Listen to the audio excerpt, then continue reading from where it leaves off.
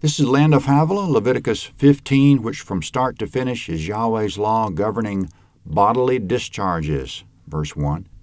Yahweh spoke to Moses and to Aaron, saying, Speak to the children of Israel and tell them, when any man has a discharge from his body, because of his discharge he's unclean. This shall be his uncleanness in his discharge, whether his body runs with his discharge or his body has stopped from his discharge. It's his uncleanness.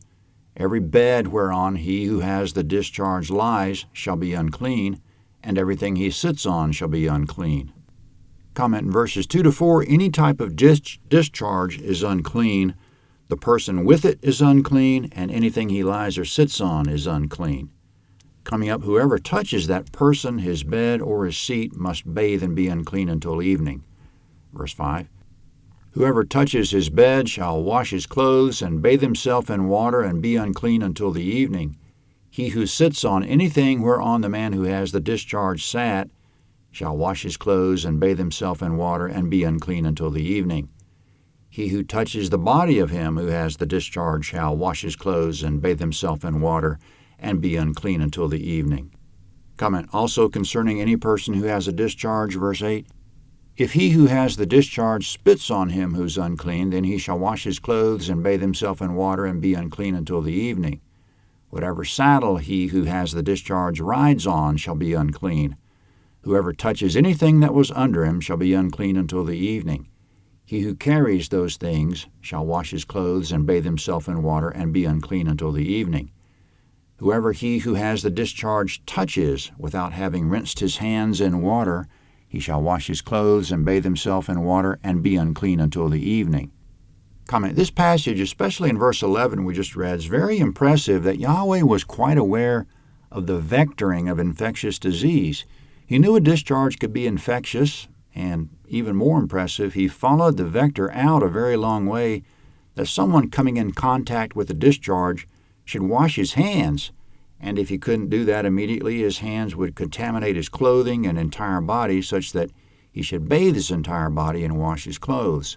And further, that even if the contaminated person has bathed and washed, he should still consider himself unclean until evening, because passage of time will kill germs that bathing and washing failed to remove. The modern germ theory of disease began to take hold only about 200 years ago. Before that, to everyone but Yahweh, the miasma theory was the leading theory, which is that bad air caused infections. It was something in the air, according to that theory. But according to Yahweh, about 3,500 years ago, it was something in the discharge itself, and it could be transmitted to the bedding, the seat, the clothing, and the hands. Very impressive. Furthermore, verse 12, the earthen vessel which he who has the discharge touches shall be broken, and every vessel of wood shall be rinsed in water. When he who has a discharge is cleansed of his discharge, then he shall count to himself 7 days for his cleansing, and wash his clothes, and he shall bathe his flesh in running water, and shall be clean. Comment as to the rite of cleansing, verse 14. On the 8th day he shall take 2 turtle doves or 2 young pigeons, and come before Yahweh to the door of the tent of meeting, and give them to the priest, and the priest shall offer them, the one for a sin offering and the other for a burnt offering. The priest shall make atonement for him before Yahweh for his discharge. Comment, like a woman in chapter 12 who delivered a baby in blood and pain according to the curse of Genesis 3, and like the leper who's diseased under the curse of Genesis 3, who's then healed, now we have a man who's healed from a discharge. None of the people in those scenarios sinned in any particular way that it was the direct cause of their condition. However, they need atonement because, like everyone, they're sinners in general, and they have been affected by the curse on all mankind. We know that illness can at times result from sinful behavior. For example, recklessness can be the direct cause of injury. Drunkenness can be the direct cause of a host of medical problems. Adultery can cause venereal disease, but certainly illness can occur for reasons not connected to personal sin.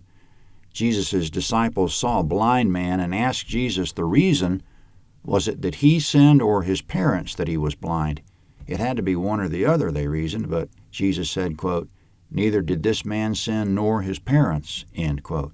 So there's no implication here that the man with the discharge did anything in particular to cause his illness, but there is an admission on his part when he brings his birds for atonement that he needs atonement in general.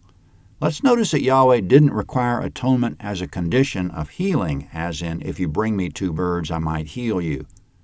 The atonement came after. At the time of atonement, healing was already a done deal. Coming up, emission of semen. We should keep in mind that discharges from the male or female genitals transmit a wide variety of sexually acquired diseases. Verse 16. If any man has an emission of semen, then he shall bathe all his flesh in water and be unclean until the evening. Every garment and every skin whereon the semen is shall be washed with water and be unclean until the evening. If a man lies with a woman and there is an emission of semen, they shall both bathe themselves in water and be unclean until the evening. Comment. Coming up, menstruation. First off, the procedure for a normal period of less than 7 days. And again, Yahweh's aware of vectoring. Verse 19. If a woman has a discharge, and her discharge in her flesh is blood, she shall be in her impurity 7 days, and whoever touches her shall be unclean until the evening. Everything that she lies on in her impurity shall be unclean. Everything also that she sits on shall be unclean. Whoever touches her bed shall wash his clothes and bathe himself in water, and be unclean until the evening. Whoever touches anything that she sits on shall wash his clothes and bathe himself in water, and be unclean until the evening. If it is on the bed or on anything whereon she sits, when he touches it, he shall be unclean until the evening. If any man lies with her, and her monthly flow is on him, he shall be unclean 7 days, and every bed whereon he lies shall be unclean. Comment. Coming up, a woman's response to prolonged and irregular bleeding will be the same as during her normal period. Verse 25. If a woman has a discharge of her blood many days not in the time of her period, or if she has a discharge beyond the time of her period, all the days of the discharge of her uncleanness shall be as in the days of her period. She's unclean. Every bed whereon she lies all the days of her discharge shall be to her as the bed of her period, and everything whereon she sits shall be unclean as in the uncleanness of her period. Whoever touches these things shall be unclean, and shall wash his clothes and bathe himself in water, and be unclean until the evening. Comment. Coming up, resolution of prolonged or irregular female bleeding calls for atonement. Verse 28. But if she is cleansed of her discharge, then she shall count to herself 7 days, and after that she shall be clean. On the 8th day she shall take 2 turtle doves or 2 young pigeons, and bring them to the priest to the door of the tent of meeting. The priest shall offer the one for a sin offering and the other for a burnt offering, and the priest shall make atonement for her before Yahweh for the uncleanness of her discharge. Comment in verses 28 to 30, the resolution of abnormal female bleeding called for atoning sacrifices, just as for any other abnormal discharge. Coming up, the last 3 verses of the chapter will summarize the law of discharges. Verse 31, Thus you shall separate the children of Israel from their uncleanness, so that they will not die in their uncleanness when they defile my tabernacle that is among them. This is the law of him who has a discharge, and of him who has an emission of semen, so that he's unclean thereby, and of her who has her period, and of a man or woman who has a discharge, and of him who lies with her who's unclean. Comment in verse 31, if a person approaches the tabernacle in an unclean state, he might die, like Nadab and Abihu died when they trespassed on the holy. This is why Israelites arrived early to the pilgrimage feasts in Jerusalem. They wanted to isolate themselves in their lodgings to be ceremonially clean before entering the gate of the temple. From the New Testament, quote, Now the Passover of the Jews was at hand. Many went up from the country to Jerusalem before the Passover to purify themselves. John 11:55. This completes the 5-chapter section in Leviticus on the laws of clean and unclean, which had to do with animals, childbirth, leprosy, and discharges. There's no mention of the uncleanness of a dead human body, which is the most cursed manifestation of the fall of Genesis 3, but that's coming later. To summarize the concept of being unclean, Yahweh never said it was a sin to be unclean, and he didn't say uncleanness was a product of personal sin. Uncleanness seems to have been more of a reminder that Yahweh hated the fall of Genesis 3 and the results of it. A person had no reason to resent God about his condition because he was born in sin. Leviticus 16 is next at landofhavilah.net.